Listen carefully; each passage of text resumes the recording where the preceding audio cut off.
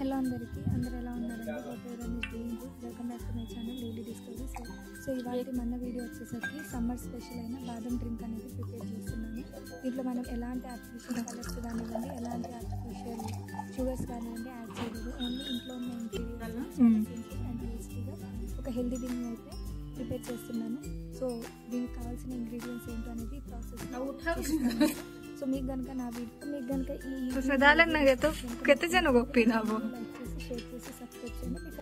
మనకి ఇక్కడ ఇంగ్రీడియంట్స్ వచ్చేసరికి నేను తీసుకుంటున్న ఇంగ్రీడియంట్స్ ఓవర్ నైట్ సోక్ చేసిన బాదం. ఇక్కడ నేను గుప్పుడు బాదం అయితే తీసుకున్నాను.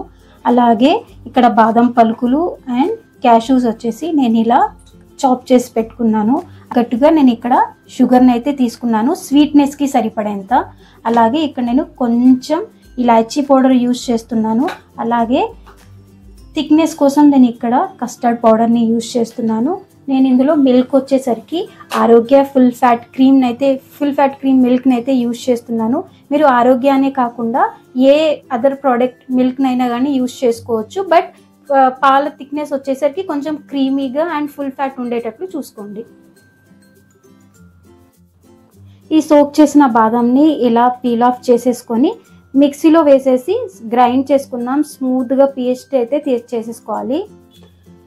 ఇలా పీల్ ఆఫ్ చేసుకున్న బాదంలో కొంచెం పాలు వేసుకొని ఈ బాదం పేస్ట్ని అయితే చేసేసుకోవాలి. చాలా స్మూత్గా పేస్ట్ అయితే చేసుకోవాలి. మిక్సీ పట్టిస్తున్నాను ఇక్కడ.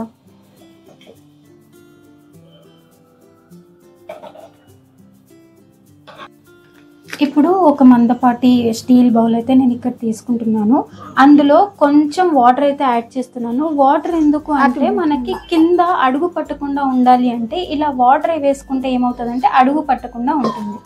నేను ఇక్కడ లీటర్ పాలను అయితే నేను ఇక్కడ full fat cream milk litre పాలను యూజ్ చేస్తున్నాను.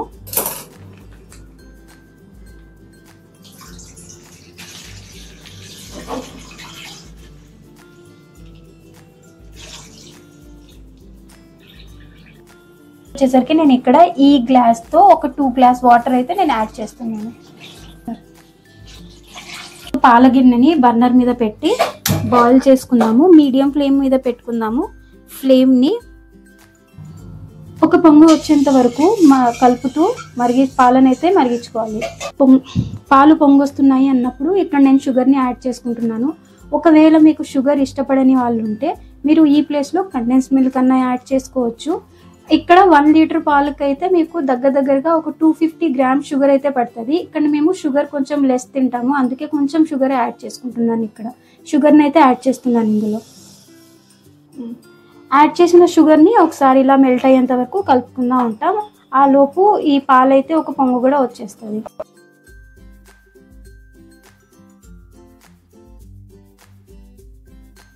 పొంగొచ్చిన పాలలో ఇలా మరుగుతున్నప్పుడు మనం ముందుగా బాదం పేస్ట్ ప్రిపేర్ చేసుకున్నాం కదా, అది వేసుకోవాలి.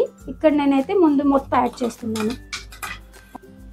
బాదం పేస్ట్ని వేసాం కదా, అది పచ్చివాసన పోయేంత వరకు ఈ పాలను అయితే మరిగించుకోవాలి. పాలు మరిగేంత వరకు మనమైతే కస్టర్డ్ పేస్ట్ని అయితే ప్రిపేర్ చేసుకున్నాము. దానికోసం నేను ముందుగానే పాలను అయితే తీసి పెట్టుకున్నాను. ఆ పాలని యాడ్ చేసి లంప్స్ లేకుండా అంటే ఉండలు లేకుండా దీన్ని అయితే కలుపుకుందాం ఒకసారి.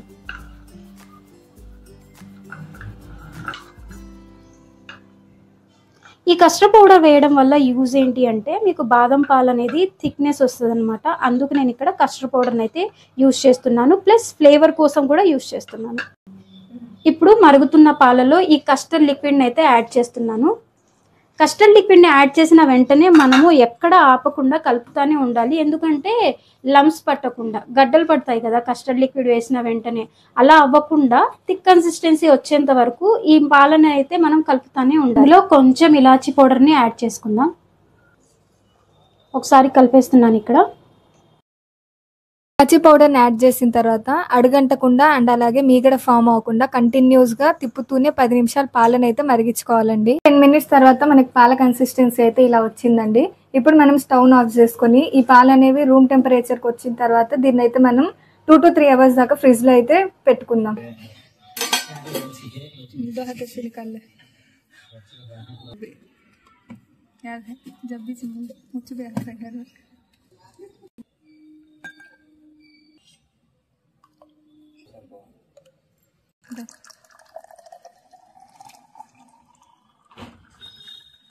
निकालना